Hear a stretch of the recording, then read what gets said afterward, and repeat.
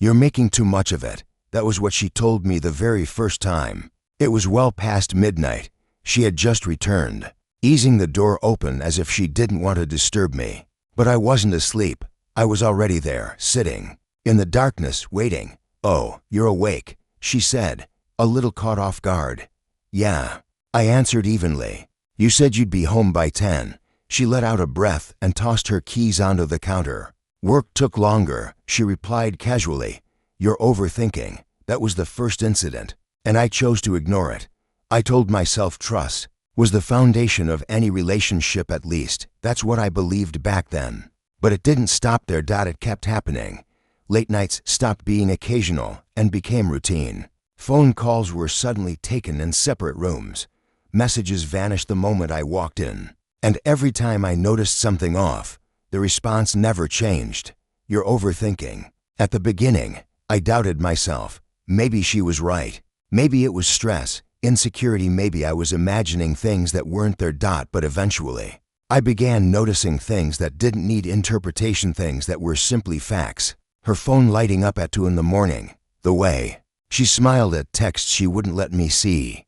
Her sudden desire for distance that never included me. One evening, we sat across from each other at dinner. The quiet between us felt different, heavier. I finally asked, "Is something going on?" She didn't hesitate. "No," she said firmly. "You're overthinking again."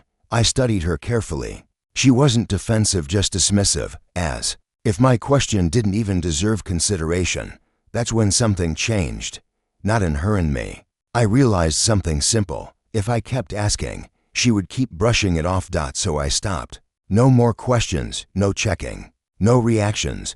I became exactly what she seemed to want: silent, detached, uninterested. And that's when she relaxed. Too much. Her nights out got even later.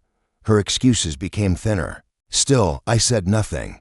I just watched, paid attention, and prepared quietly. One afternoon, while she was in the shower, her phone vibrated on the table. I didn't rush.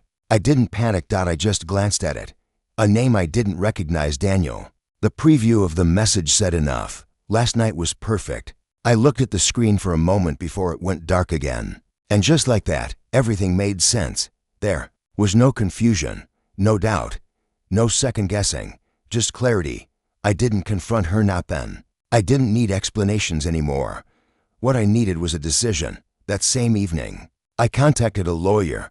Quietly, no arguments, no threats, just facts. The following days felt strange. Not painful, not emotional, just calm, like I had already processed everything before it was ever spoken. She carried on as usual, laughing, talking, moving around the house like nothing had changed. And maybe, for her, nothing had. She still believed I didn't know. A week later, we were sitting in the living room. Same couch, same quiet. She looked at me. "You've been really quiet lately." I nodded. "Just thinking." She smiled faintly. "About what?" I looked straight at her. "You were right." She raised an eyebrow. "About what?" I leaned back slightly. "About me overthinking." She laughed softly. "See, I told you." I nodded slowly. "Yeah, I was overthinking." Her smile began to fade. "What do you mean?" I stood, walked over to the table, and placed an envelope in front of her. She frowned. "What's this?" "Open it," I said calmly. She did. Everything changed. Her hands trembled as she read. "Divorce papers. Real. Final." Her eyes shot up to meet mine. "What is this?" she whispered. I didn't raise my voice. I didn't show anger. "I'm not overthinking anymore," I said. "I'm done." Her face drained of color. "Wait, what are you talking about?" I took out my phone, opened the message, and showed it to her. "Last night was perfect." She froze. "It's not what it looks like," she said quickly. I almost smiled. Those words always come too late. "I'm not guessing," I replied. "I'm seeing." Tears filled her eyes instantly. "You checked my phone." I shook my head. "No, you broke my trust." Silence filled the room, heavy and impossible to ignore. "I was going to tell you," she said softly. I nodded. "When?" I asked. "After how many times telling me?" I was imagining things. She had no answer, because there wasn't one. "I didn't mean for this to happen," she said, her voice cracking. I looked at her steadily. You didn't mean to get caught. That landed hard. She broke down crying, apologizing, reaching for anything that might fix it. But some moments aren't fixable. They only end. I can change, she said desperately. I know, I replied. She looked up, hope flickering in her eyes. Then I finished the thought. But I don't need you to. The hope vanished instantly. Because that's when it truly hit her. This wasn't an argument. This wasn't temporary. This was over.